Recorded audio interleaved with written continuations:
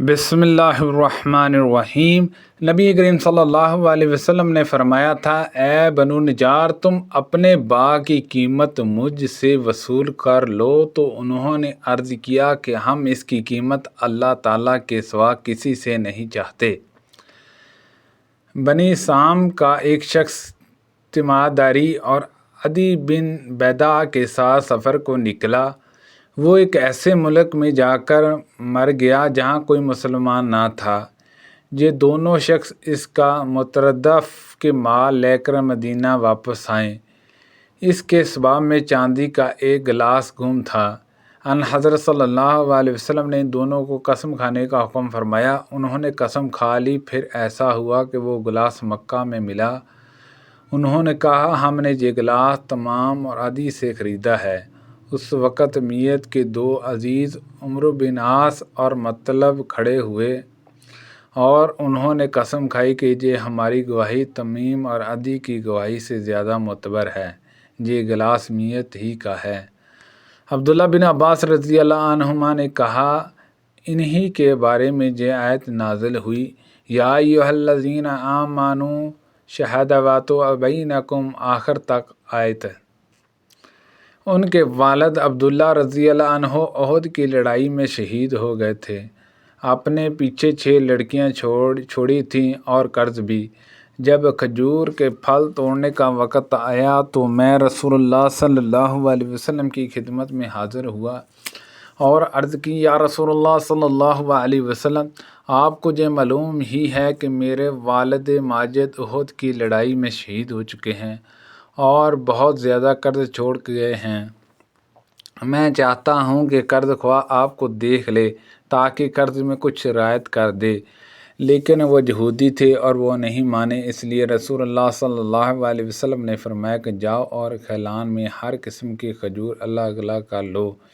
جب میں نے ایسا ہی کر لیا تو ان حضرت صلی اللہ علیہ وسلم کو بلایا۔ قرض خواہوں نے ان حضرت صلی اللہ علیہ وسلم کو دیکھ کر اور زیادہ سختی شروع کر دی تھی۔ ان حضرت صلی اللہ علیہ وسلم نے جب یہ طرز عمل ملاحظہ فرمایا تو سب سے بڑے کھجور کے ڈھیر کے گرد آپ صلی اللہ علیہ وسلم نے 3 چکر لگائے اور وہیں بیٹھ گئے۔ پھر فرمایا، اپنے قرض خواہوں کو بلاؤ۔ آپ صلی اللہ علیہ وسلم نے ناپ کر دینا شروع کیا اور واللہ میرے والد کی تمام امانت ادا کر دی۔ اللہ گواہ ہے کہ میں اتنے پر بھی راضی تھا کہ اللہ تعالیٰ میرے والد کا تمام قرض ادا کر دے اور میں اپنی بہنوں کے لیے کھجور بھی اس میں سے نہ لے جاؤں۔ لیکن ہوا یہ کہ ڈھیر کے ڈھیر بچے رہے اور میں نے دیکھا کہ رسول اللہ صلی اللہ علیہ وسلم جس ڈھیر پر بیٹھے ہوئے تھے اس میں سے تو ایک کھجور بھی نہیں دی گئی تھی۔ ابو عبداللہ امام بخاری رحمۃ اللہ علیہ نے کہا کہ اگر بابی حدیث میں لفظ کے معنی ہیں کہ مجھ پر بھڑکنے اور سختی کرنے لگے، اس معنی میں قرآن مجید کی آیت فرقنا بینہم العداوۃ والبغضاء ما فارقیناها ہم سے حسن بن اسباب نے بیان کیا، کہا ہم سے محمد بن سابق نے بیان کیا، کہا ہم سے مالک بن مغوم نے بیان کیا، کہا کہ میں نے ولید بن ازار سے سنا، ان سے سعید بن ایاس ابو عمرو شیبانی نے بیان کیا اور ان سے عبداللہ بن مسعود رضی اللہ عنہ نے کہا کہ میں نے رسول اللہ صلی اللہ علیہ وسلم سے پوچھا کہ دین کے کاموں میں کون سا عمل افضل ہے؟ آپ صلی اللہ علیہ وسلم نے فرمایا کہ وقت پر نماز پڑھنا۔ میں نے پوچھا اس کے بعد؟ آپ صلی اللہ علیہ وسلم نے فرمایا والدین کے ساتھ نیک سلوک کرنا۔ میں نے پوچھا اور اس کے بعد؟ آپ صلی اللہ علیہ وسلم نے فرمایا کہ اللہ کے راستے میں جہاد کرنا۔ پھر میں نے آپ صلی اللہ علیہ وسلم سے زیادہ سوالات نہیں کیے، ورنہ آپ صلی اللہ علیہ وسلم اسی طرح ان کے جوابات عنایت فرماتے۔ رسول اللہ صلی اللہ علیہ وسلم نے فرمایا، فتح مکہ کے بعد اب ہجرت فرض نہیں رہی، البتہ جہاد اور نیت بخیر کرنا اب بھی باقی ہے، اور جب تمہیں جہاد کے لیے بلایا جائے تو نکل کھڑے ہوا کرو۔ انہوں نے پوچھا، یا رسول اللہ صلی اللہ علیہ وسلم، ہم سمجھتے ہیں کہ جہاد افضل عمل میں سے ہے، پھر ہم عورتیں بھی کیوں نہ جہاد کریں؟ آپ صلی اللہ علیہ وسلم نے فرمایا کہ لیکن سب سے افضل جہاد مقبول حج ہے جس میں گناہ نہ ہو۔ ایک صاحب نام نامعلوم رسول اللہ صلی اللہ علیہ وسلم کی خدمت میں آئے اور عرض کیا کہ مجھے کوئی ایسا عمل بتا دیجئے جو ثواب میں جہاد کے برابر ہو۔ حضور اکرم صلی اللہ علیہ وسلم نے فرمایا، ایسا کوئی عمل میں نہیں پاتا۔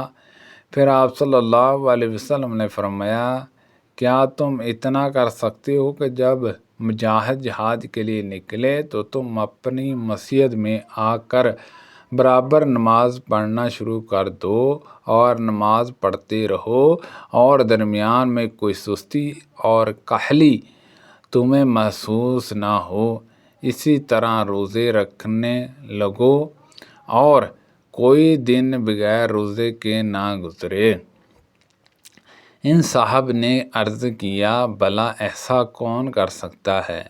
حضرت ابو ہریرہ رضی اللہ عنہ نے فرمایا کہ مجاہد کا گھوڑا جب رسی میں بندھا ہو زمین پر پاؤں مارتا ہے تو اس پر بھی اس کے لیے نیکیاں لکھی جاتی ہیں۔ سبحان اللہ عز و جل۔ عرض کیا گیا، یا رسول اللہ صلی اللہ علیہ وسلم، کون سا شخص سب سے افضل ہے؟ آپ صلی اللہ علیہ وسلم نے فرمایا، وہ مومن جو اللہ کے راستے میں اپنی جانوں اور مال سے جہاد کرے۔ صحابہ رضی اللہ عنہما نے پوچھا، اور اس کے بعد کون؟ فرمایا، وہ مومن جو پہاڑ کی کسی گھاٹی میں رہنا اختیار کرے، اللہ تعالیٰ کا خوف رکھتا ہو اور لوگوں کو چھوڑ کر اپنی برائی سے ان کو محفوظ رکھے۔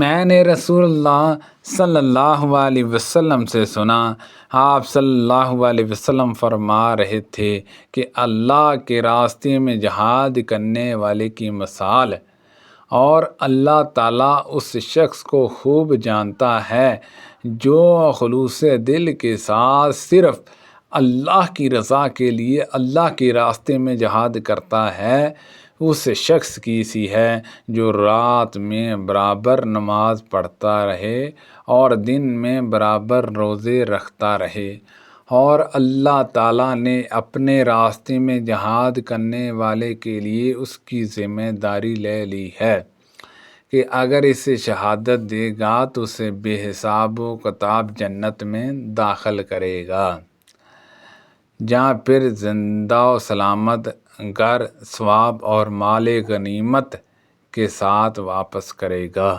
سبحان اللہ عز و جل۔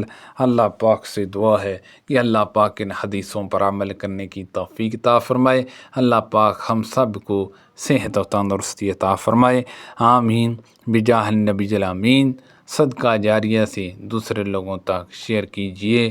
کوئی غلطی کوتاہی ہوگی ہو تو اللہ پاک معاف فرمائے، آمین بجاہ النبی الامین صلی اللہ علیہ وسلم۔